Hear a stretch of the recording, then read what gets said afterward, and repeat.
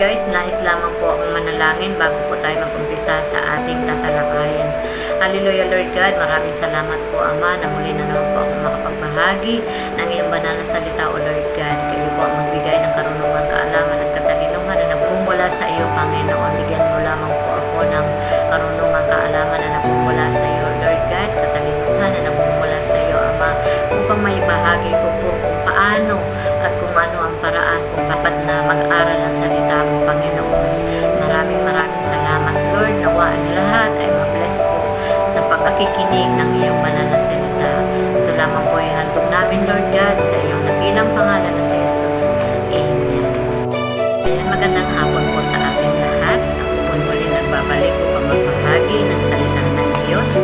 At ngayong hapon na ito ang ibabahagi ko kung paano o kung bakit natin dapat pag-aralan ng salita ng Diyos. So meron po tayong apat na kaparaanan kung bakit at kung paano dapat tayo mag-aral ng banal na salita ng Diyos. So sa mga tao po kasi sa buhay ng tao, meron pong ang tao po kasi ay merong kabisihan sa araw-araw. Ngunit kung hindi po natin bibigyan ito ng oras o panahon, hindi po tayo makakapag-aral ng salita ng Diyos, no?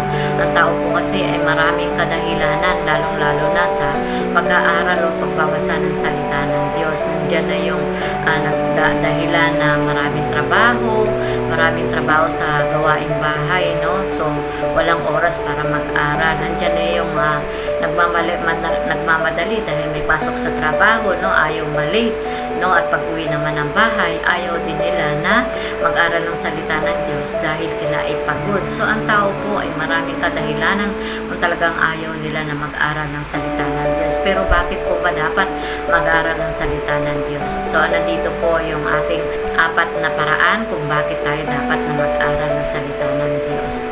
Number 1, ang sabi niya po rito sa number 1, spiritual growth and maturity.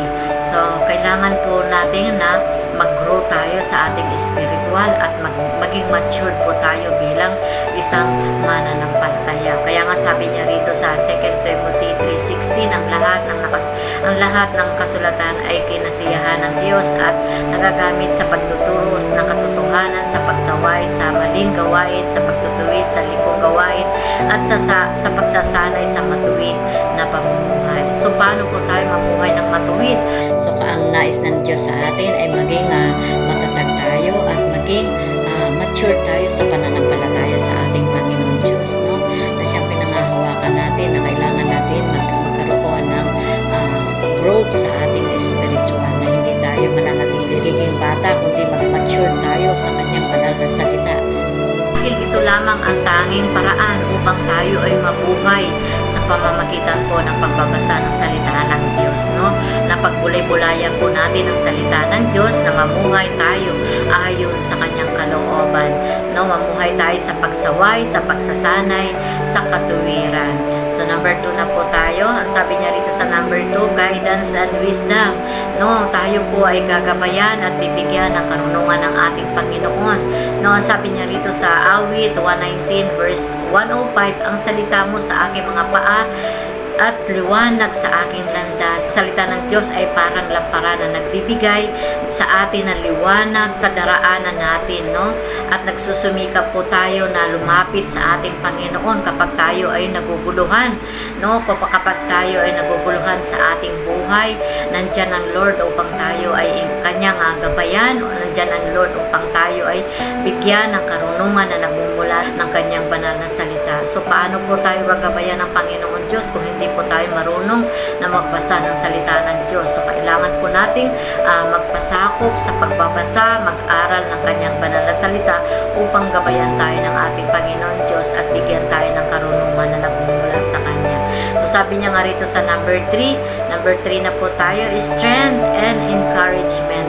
So, paano po tayo magkakaroon ng kalakasan, no? Paano tayo magkakaroon ng kalakasan kung hindi po tayo marunong magbasa ng Bible, no? Marunong magsalita ng Diyos. Paano tayo makaka-encourage ng kapwa natin kung hindi po tayo marunong magbasa ng kanyang banal na salita?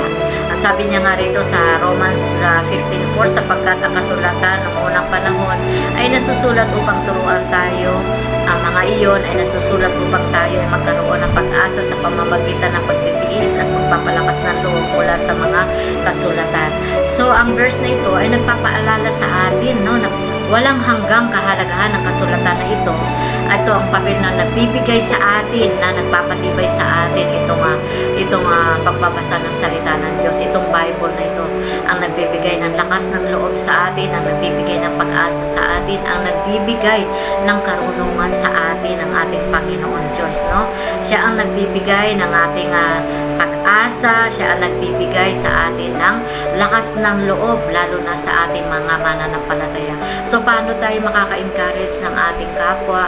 Paano tayo magiging encourage, no, sa lahat kung hindi po tayo marunong magbasa, kung tayo mismo ang hindi marunong mag-aral ng banal na salita ng Diyos. So, ang pag-aralan lamang po natin o basahin po natin araw-araw o oras-oras at salita ng Diyos, napakarami pong pangako ang Panginoon Diyos sa atin.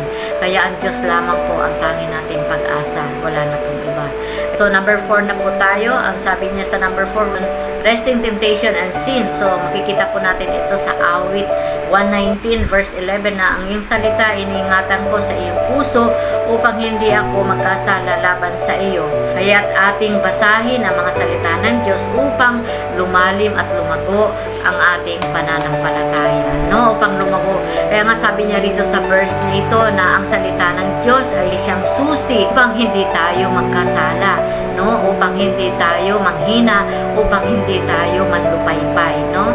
At para di tayo kasala, no? Ito ang nagpapaalala sa atin ang salita ng Diyos kung tayo po ay lagi nagbabasa ng kanyang banal na salita, no? Ang pagbabasa po ng salita ng Diyos ay nilalagay po natin ito sa ating puso. Tinuturuan po tayo paano maging mabuti, no? Tinuturuan po tayo kung paano tayo lumago sa pananampalataya ng Diyos, kung paano tayo nagiging matatag sa pananampalataya kay Jesus, dahil ang salita lamang ng Panginoon Diyos ang siya nating pag-asa, si Kristo Jesus lamang. So tayong po lahat ay ligtas kung aalamin natin ang salita ng Diyos na siyang nagbibigay sa atin ng pag-asa. Amen. So yan lamang po. Marami pong salamat. Glory to God ang bawat isa. Amen. God, nais po po mag-end sa pananalangin, Lord God. Maraming salamat, Ama, sa bawat nakikinig nito, Lord God. Nawa ay magamit nila ito, Lord God, sa kanilang pamumuhay, na magkaroon sila ng katatagan sa kanilang buhay, O Lord God, dahil wala pong ibang pag-asa kundi kayo lamang, O God. Pagpalain niyo po ang bawat isa na makarinig nito, O Lord God.